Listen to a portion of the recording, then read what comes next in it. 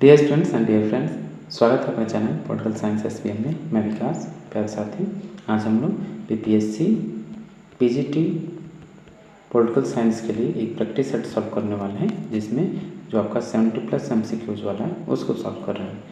जल्दी जल्दी इसको सॉल्व करते हैं ताकि आप जो भी पढ़ रहे हैं उसको रिवाइज हो सके। आप इससे अंदाज़ा लगा सकते हैं कि आप क्या पढ़ रहे हैं, कितना अभी बाकी है और आपको और कितना मेहनत करना है, और आप तैयारी कर रहे होंगे। अगर इसमें आपके लगभग 55+ क्वेश्चन सही हो रहे हैं 70 में से, तो आपकी तैयारी बहुत बढ़िया है। ठीक, तो आइए इसको जल्दी से जल्दी सॉल्व करते हैं। और हाँ, एक और चीज़, प्लीज़ आप चैनल को सब्सक्राइब कीजिए और अपने दोस्तों में अधिक से अधिक शेयर भी कीजिए, और प्लीज़ वीडियो को लाइक करना ना भूलें। और एक और बात, अगर आपको एक PDF की आवश्यकता है और आपके पास लगता है कि कंटेंट अच्छा नहीं है, या आपकी तैयारी या आपका कॉन्फिडेंस लो हो रहा है, उसके लिए आप पेड PDF की सपोर्ट हम उससे ले सकते हैं, PDF ले सकते हैं। ठीक है, उसके लिए मोबाइल नंबर ये जो है इस पर व्हाट्सअप कीजिए, और बहुत बेहद कम बजट में है और अंडर पॉकेट है, अंडर बजट है, आप इसको ले सकते हैं। और इसमें तमाम मॉडल पेपर हैं, प्रैक्टिस सेट हैं, और साथ ही जो BPSC के अकॉर्डिंग 5 ऑप्शंस वाले जो पेपर हैं वैसे, ठीक, उसी की डिफ़िकल्टी लेवल तैयार किया गया, उसी के सिलेबस के अकॉर्डिंग, और NCERT की जो टेक्स्ट बुक है उसके चैप्टर के बेस पर तैयार किया गया। ठीक, तो आइए बिना देर किए सॉल्व करते हैं। पहला क्वेश्चन देखिए कि कौटिल्य के अनुसार कितने गांव के केंद्र में स्थापित न्यायालय को संग्रहण न्यायालय कहा जाता है। ठीक, ये आपको न्यायालय जो कौटिल्य की न्याय प्रणाली व्यवस्था है, कितने प्रकार के न्यायालय कितने गाँव में स्थापित है, उन सबको आपको याद करना चाहिए। हर जितने भी हम प्रैक्टिस सेट सॉल्व कर रहे हैं, हर एक प्रैक्टिस सेट में इस क्वेश्चन को शामिल किया गया है। ठीक, कौटिल्य के अनुसार कितने गांव के केंद्र में स्थापित न्यायालय को संग्रहण न्यायालय कहा जाता है। 8 गांव के केंद्र में, 10 गांव के केंद्र में, 12 गांव के केंद्र में, या 13 गांव के केंद्र में। तो इसका राइट आंसर होगा ऑप्शन नंबर बी, 10 गांव के केंद्र में जो एक स्थापित न्यायालय होता है, हम उसको संग्रहण न्यायालय बोलते हैं। क्वेश्चन नंबर 2, अरस्तु का महत्वपूर्ण ग्रंथ पॉलिटिक्स कितने भागों में विभाजित है। अरस्तु की रचना पॉलिटिक्स है, और इसी में वो अपने राज्य से संबंधित सिद्धांत प्रस्तुत करता है, संविधानों का या सरकारों का वर्गीकरण करता है। तो इसका कितने भागों में पुस्तक विभाजित है, तो याद रखिएगा ये 8 भागों में विभाजित है। क्वेश्चन नंबर 3 देखिए, जॉन लॉक मनुष्य की मूल स्वभाव को कैसे मानते हैं। जॉन लॉक का जो मानव स्वभाव का चित्रण है या प्रस्तुतिकरण किस प्रकार का है। आप ऑप्शन देखिए।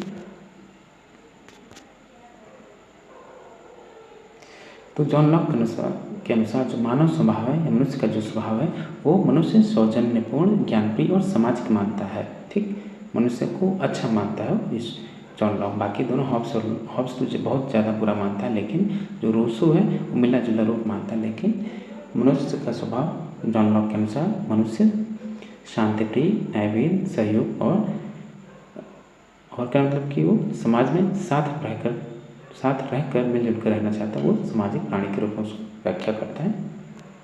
क्वेश्चन नंबर 4 देखिए, डेविड स्टेन प्रथम राजनीति शास्त्री हैं जिन्होंने राजनीति को स्पष्ट व्यवस्था के रूप में विश्लेषित किया है। यह किसका विचार है। पावेल, आमंड और पावेल, इनमें से कोई नहीं। तो ये आमंड और पावेल का कथन है, सी राइट आंसर होगा। क्वेश्चन नंबर 5, निम्नलिखित में से किसमें एकात्मक शासन नहीं है, यानी किसमें संघात्मक शासन है या एकात्मक शासन नहीं है, ये आपसे पूछा जा रहा है। नॉर्वे, डेनमार्क, हॉलैंड या श्रीलंका। तो क्वेश्चन नंबर 5 का आंसर होगा ऑप्शन डी, कि यहाँ तो एकात्मक शासन नहीं है, किसमें, श्रीलंका में। नेक्स्ट क्वेश्चन 6 देखिए, निम्नलिखित में से कौन सा कथन एकात्मक सरकार के दोष से संबंधित नहीं है, यानी एकात्मक सरकार की आलोचना या उसकी कमी नहीं है। ठीक, तो इसमें केंद्रीय सरकार के निरंकुश बनने का भय रहता है, ये एकात्मक शासन प्रणाली की विशेषता है, सही है। इसमें स्थानीय सरकारों की अवहेलना की जाती है, ये भी सही है। ये नौकरशाही को जन्म देती है, बात सही है। स्थानीय उपक्रम को बढ़ाती है,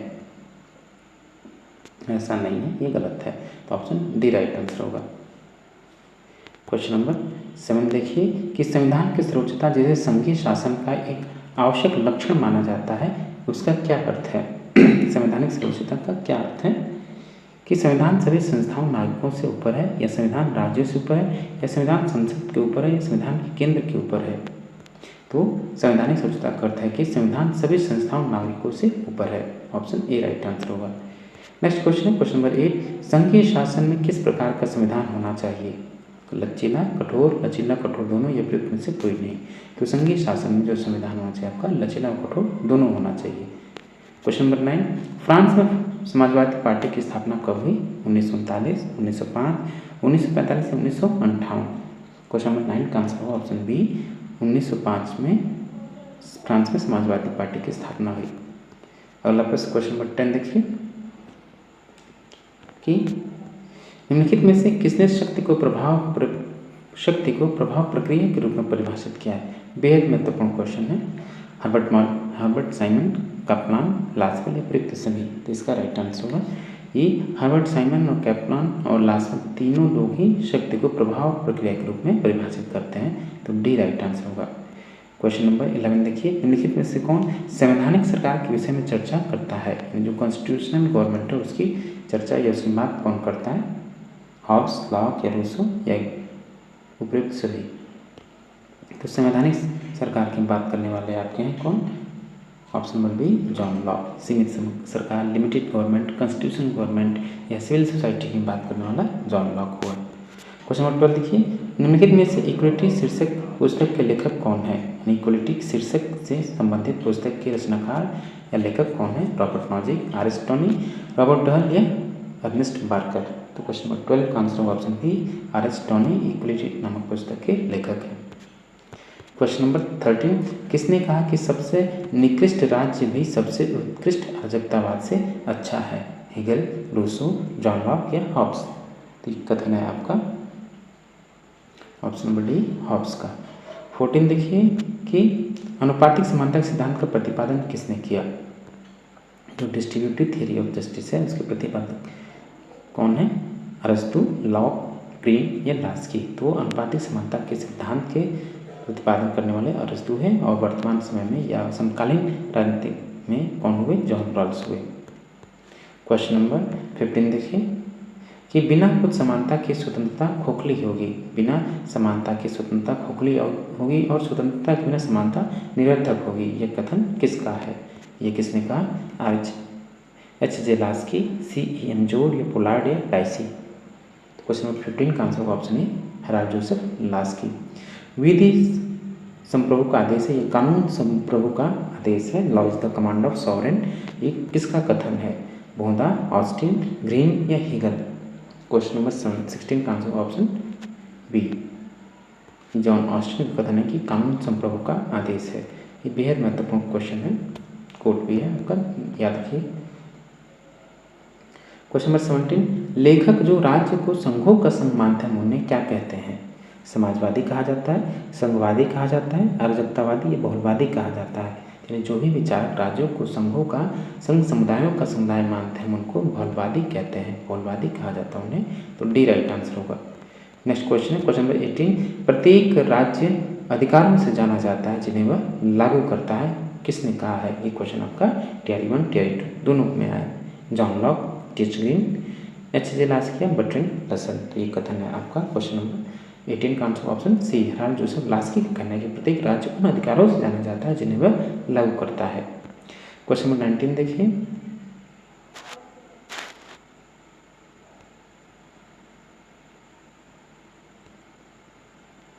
क्वेश्चन नंबर 19 कि ग्राम पंचायत मुख्यतः में से किसके प्रति जवाबदेह है?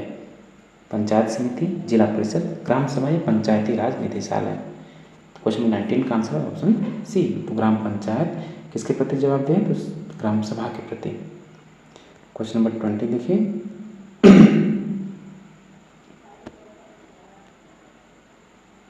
कि मुख्य सचिव की नियुक्ति या चयन करते समय राज्य के मुख्यमंत्री द्वारा निम्न में से किन 3 मानदंडों पर विचार किया जाता है? निम्न कोड की सहायता से सही उत्तर का चयन कीजिए। वरिष्ठता, सेवा अभिलेख, निष्पत्ति या योग्यता, राज्यपाल का अनुमोदन या मुख्यमंत्री का विश्वास।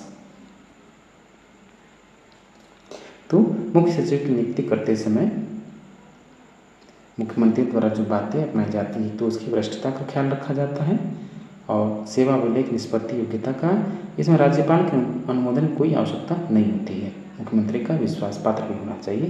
तो ऑप्शन सी राइट आंसर होगा। क्वेश्चन नंबर 21 देखिए, वुड्रो विल्सन ने अपने राजनीतिक प्रशासन विभाजन के विचार के स्रोत के रूप में निम्नलिखित में से किसे स्वीकार किया है? हैमिल्टन, ब्लंट्सली, मैडिसन या बेंथम? तो इसका राइट आंसर होगा ब्लंट्सली को। क्वेश्चन नंबर 22, निम्नलिखित में से कौन सामाजिक न्याय और अधिकारिता मंत्रालय के प्रशासनिक नियंत्रण में नहीं है? ऐसे क्वेश्चन आपसे जानबूझ के पूछे जाते हैं कि आप गलत हो और कंपटीशन से बाहर हो। मैं दोस्तों मैं फिर से कहूँगा कि रोज़ आप एक सॉल्व पेपर और एक प्रीवियस ईयर क्वेश्चन पेपर और एक प्रैक्टिस सेट जरूर सॉल्व करें। 3 चीज़ आप रोज़ या आपके डेली रूटीन में से कहीं भी रहें किसी गलत में, लेकिन 3 चीज़ों का आपको छोड़ना नहीं है। रोज़ आप 6 से 7 घंटा या 8 घंटा पढ़ते हैं तो पर्याप्त है बीपीएससी क्लियर करने के लिए, क्रैक करने के लिए। और जो भी आप पढ़ रहे हैं एक ऑथेंटिक बुक ले लीजिए उसको, ताकि रोज़ आप रिवाइज करें, आपका कंसेप्ट भी क्लियर हो। याद रखिएगा बीपीएससी जो है आपके कंसेप्ट को चेक कर रही है, ठीक, रटने वाली बात नहीं है। तो जितना टेक्स्ट बुक पढ़ते रहेंगे, जितना आपका कंसेप्ट क्लियर होगा, तो बीपीएससी का जिस दिन एग्ज़ाम होगा उस दिन आप बेहतर स्थिति में होंगे, ठीक, आपका कॉन्फिडेंस हाई होगा और आप पेपर बेहतर करेंगे, ठीक। चलिए क्वेश्चन नंबर 22, निम्नलिखित में से कौन सा सामाजिक न्याय और अधिकारिता मंत्रालय के प्रशासनिक नियंत्रण में नहीं है? अल्पसंख्यक आयोग, राष्ट्रीय सामाजिक समीक्षा संस्थान, राष्ट्रीय जन सहयोग और बाल विकास संस्थान और राष्ट्रीय महिला आयोग। इनमें से कौन सा सामाजिक न्याय और अधिकारिता मंत्रालय के प्रशासनिक नियंत्रण में नहीं है? तो है आपका राष्ट्रीय महिला आयोग, ये स्वतंत्र संस्था है। क्वेश्चन नंबर 23 कि भारत में लोक नीति की वास्तविक प्रक्रिया को व्यवस्थित कीजिए, ठीक।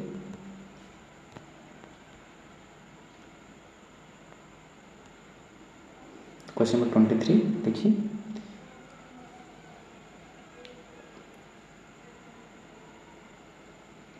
तो सबसे पहले इसका जो होगा, सबसे पहले कौन होगा?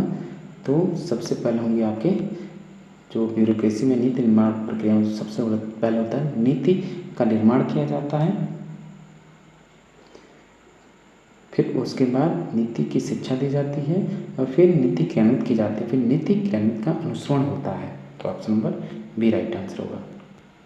क्वेश्चन नंबर 24 देखिए, निम्न में से किस समिति का मत है कि सही समय पर सही पदोन्नति सेवाओं में पुरुषों तथा स्त्रियों की प्रतिभा का पूर्ण विकास करने की प्रक्रिया का आवश्यक भाग है? मास्टरमैन समिति, कृपलानी समिति, फुलटन समिति या गोरवाला समिति? तो क्वेश्चन नंबर 24 का आंसर होगा ऑप्शन सी, फुलटन समिति। क्वेश्चन नंबर 25 है कि राष्ट्रीय उच्चतर शिक्षा अभियान के उद्देश्य क्या है?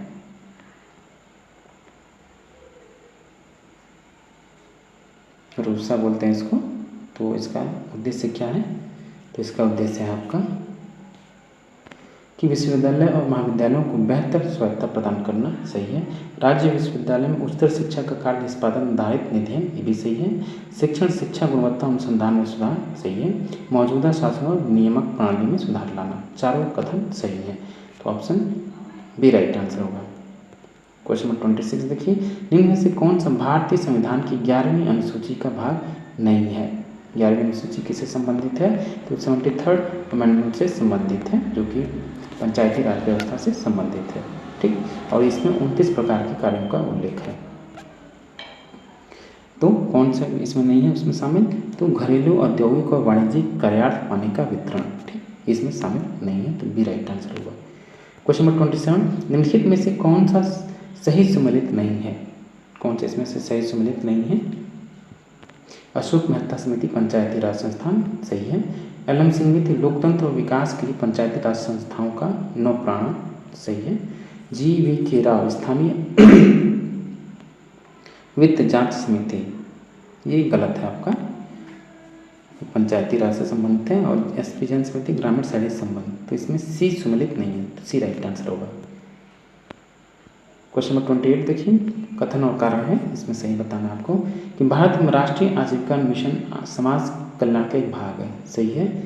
राष्ट्रीय ग्रामीण स्वास्थ्य मिशन उद्देश्य ग्रामीण क्षेत्रों में भौतिक अधोसंरचना का विकास है, बिल्कुल गलत है। ए सत्य है लेकिन आर असत्य है, तो ऑप्शन सी राइट आंसर होगा। क्वेश्चन नंबर 29 कि द्वितीय प्रशासनिक सुधार आयोग के अनुसार जिला तथा महानगरीय नियोजन समितियों द्वारा निम्न में से कौन से कार्य किए जाने चाहिए?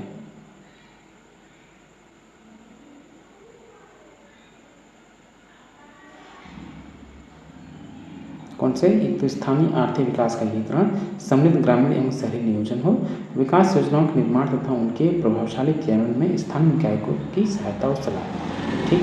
पंचवर्षीय योजनाओं के निर्माण योजना आयोग को परामर्श, ये गलत है। 1, 2, 3 इसमें सही होगा।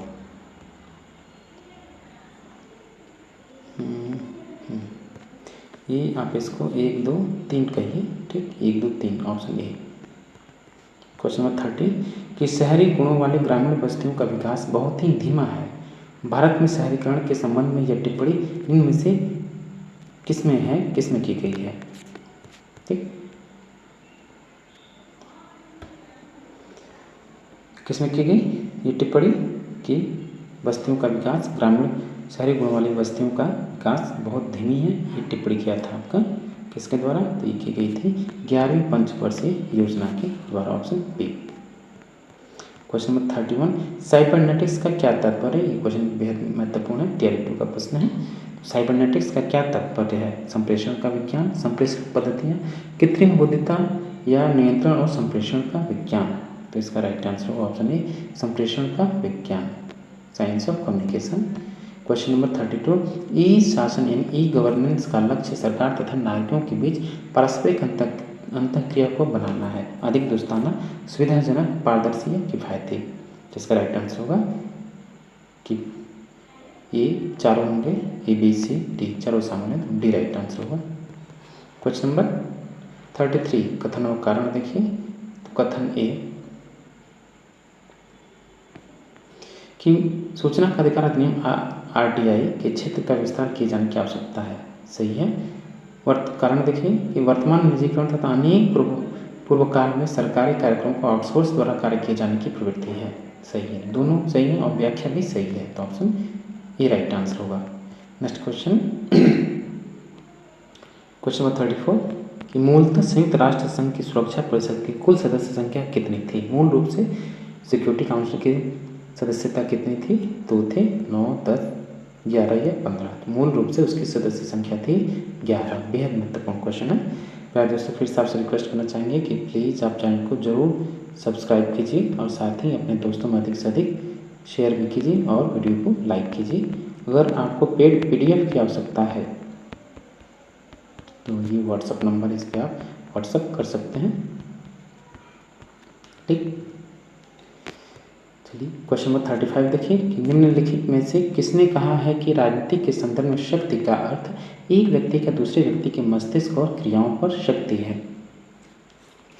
जॉर्ज शॉर्जेनबर्गर, हरमन हेलर, हैंस मार्गेनथाउ या बर्ट्रैंड रसल। तो ये क्वेश्चन नंबर 35 का आंसर होगा ऑप्शन नंबर सी, हैंस मार्गेनथाउ। बेहद महत्वपूर्ण कोट है, आपको भूलना नहीं है। क्वेश्चन नंबर 36 की निम्नलिखित में से कौन सा कथन असत्य है? प्रत्येक संसद दिवस का पहला घंटा प्रश्नों के लिए होता है, जिसको हम प्रश्नकाल कहते हैं, सही है। शून्यकाल 0 आवर संसदीय प्रथा क्षेत्र में पारित भारतीय नव प्रवर्तन है, भारतीय परंपरा का विकसित होकर भारत ने इसका विकास किया है, 0 आवर या शून्यकाल का, सही है। 9 लोक प्रशासन अद्वितीय रूप से अमेरिकन परिघटना है, सही है। तीनों कथन सही है, तो ऑब्वियसली चौथा गलत होगा। प्रशासनिक क्रियाओं को न्यायिक नियंत्रण नैसर्गिक नियम से निकला है, बिल्कुल भी गलत है ये, तो ऑप्शन डी राइट आंसर होगा, असत्य कथन है। क्वेश्चन नंबर 37 किसने कहा है कि यूनाइटेड स्टेट्स न सिर्फ सुपर पावर है, वह हाइपर पावर भी है? किसका कथन है ये? वेदराइन, रॉबर्ट गेट्स, रिचर्ड हास या पॉल केनेडी। 37 का राइट आंसर होगा option A, Herbert Vedrine. Question number 38 देखिए, राजनीतिक सिद्धांत की उन्नति के लिए निम्नलिखित में से कौन सा कारक उत्तरदायी नहीं है? पॉलिटिकल थियरी या कौन? ये राजनीतिक सिद्धांत की उन्नति, हरासमेंट जो हुआ इसका या डाउनफॉल हुआ पॉलिटिकल थियरी में, उसका क्या कौन सा एक उत्तरदायी कारण नहीं है, ये बताना है आपको। तो 38 का राइट आंसर होगा वैचारिक बहुवाद, डी ऑप्शन सही है। क्वेश्चन नंबर 39 पदोन्नति सामान्य तौर पर अर्थ है? पदोन्नति का सामान्य तौर पर क्या अर्थ है? पद में बदलाव, और कर्तव्यों में भी बदलाव होता है, पदवी में भी बदलाव होता है, वेतन में भी बदलाव होता है। चारों ऑप्शन सही है, तो ऑप्शन डी राइट आंसर होगा। ठीक, क्वेश्चन नंबर 40 कि निम्नलिखित में से कौन सा कथन सही है? कौन सा कथन सही है?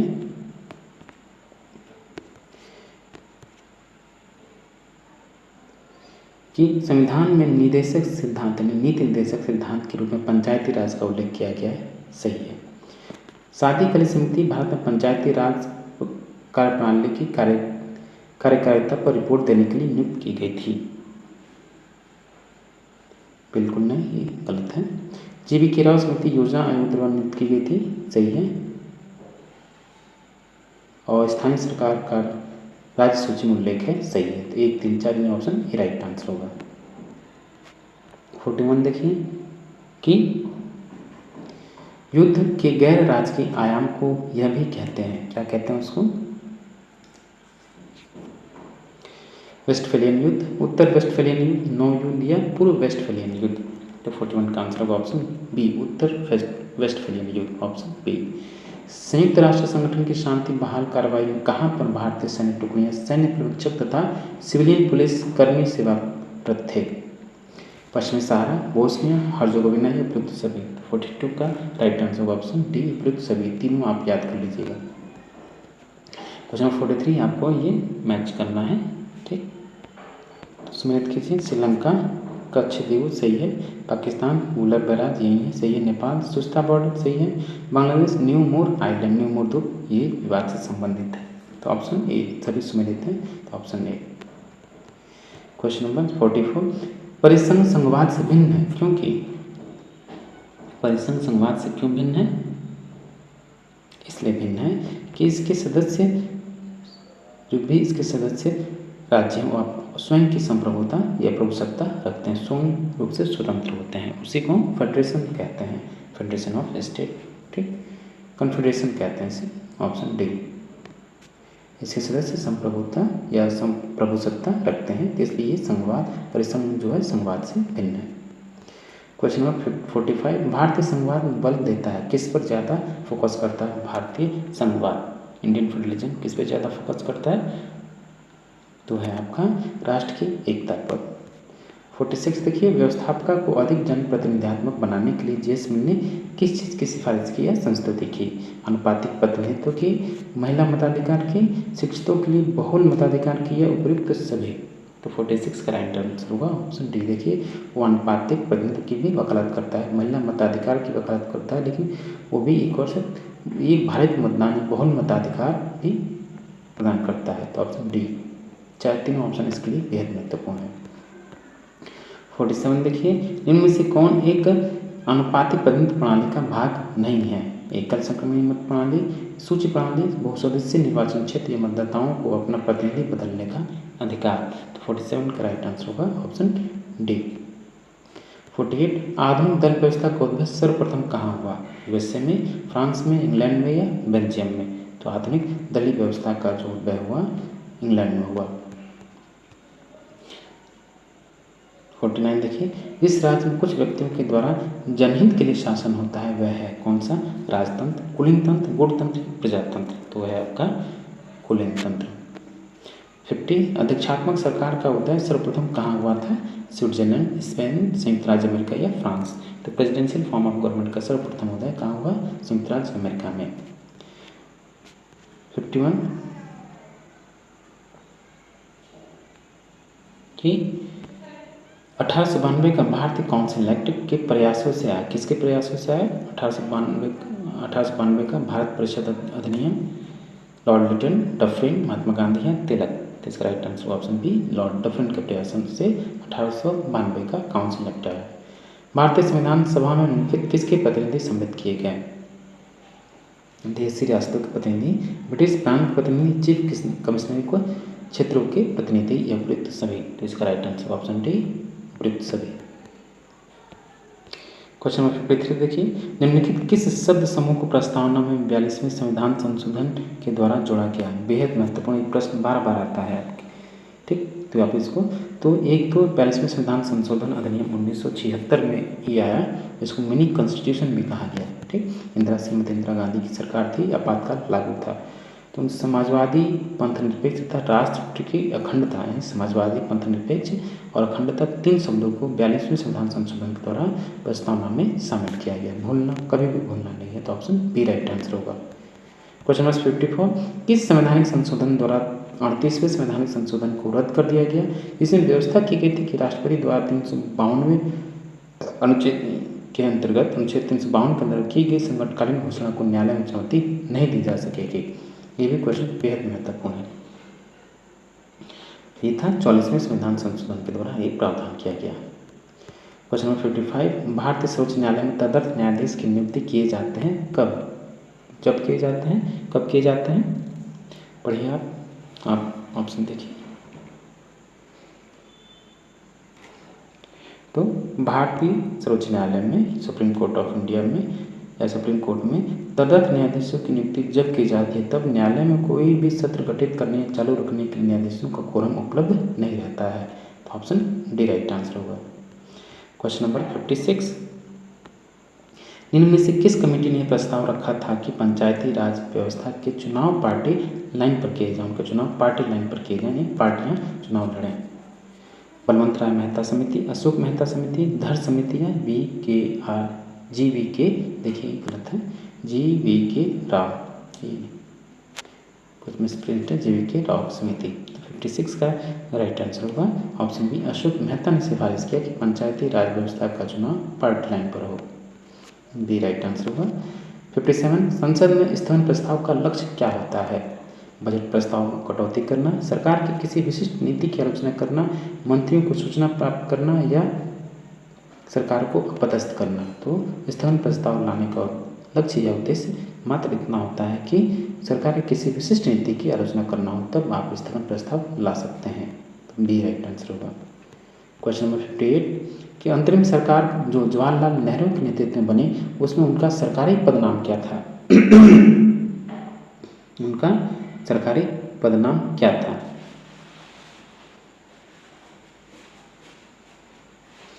उनका सरकारी पदनाम था vice president. Question number 59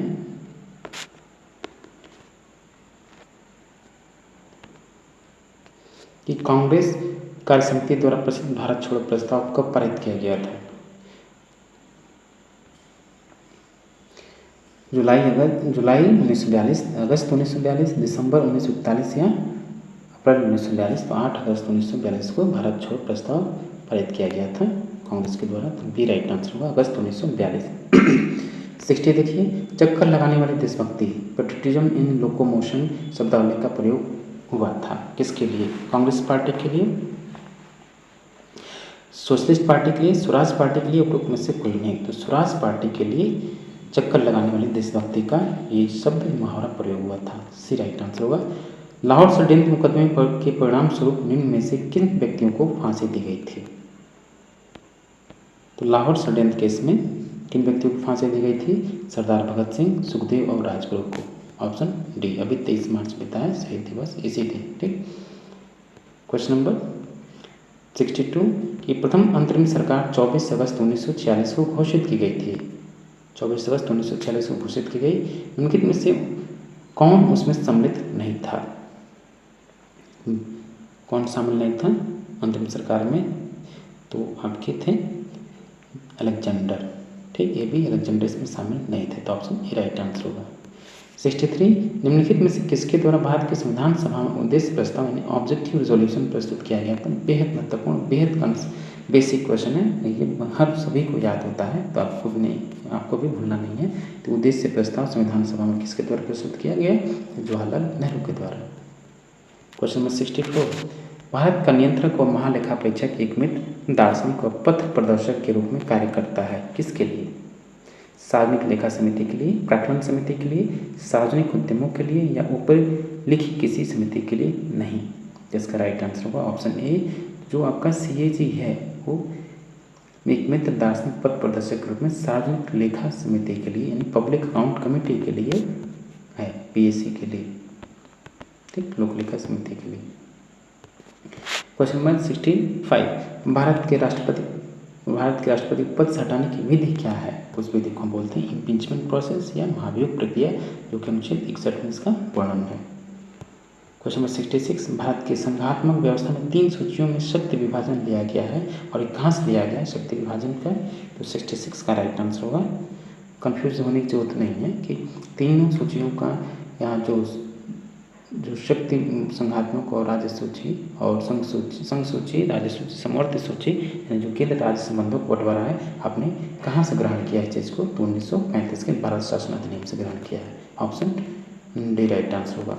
question number 67, भारतीय संविधान स्पष्ट रूप से प्रेस की स्वतंत्रता की व्यवस्था तो नहीं करता है परंतु यह स्वतंत्रता अंतर्निहित है, किस अनुच्छेद में? और बेहद महत्वपूर्ण कोट है ये क्वेश्चन है, आप इसको अच्छे से याद कीजिए, समझिए। तो ये इसका आंसर होगा ऑप्शन नंबर ए 19(1) में प्रेस की स्वतंत्रता निहित है। 68, लोकसभा की महासचिव की नियुक्ति की जाती है किसके द्वारा? तो लोकसभा की महासचिव की नियुक्ति किसके द्वारा की जाती है? स्पीकर यानी लोकसभा अध्यक्ष के द्वारा। तो ऑप्शन बी राइट आंसर होगा। Question number 69,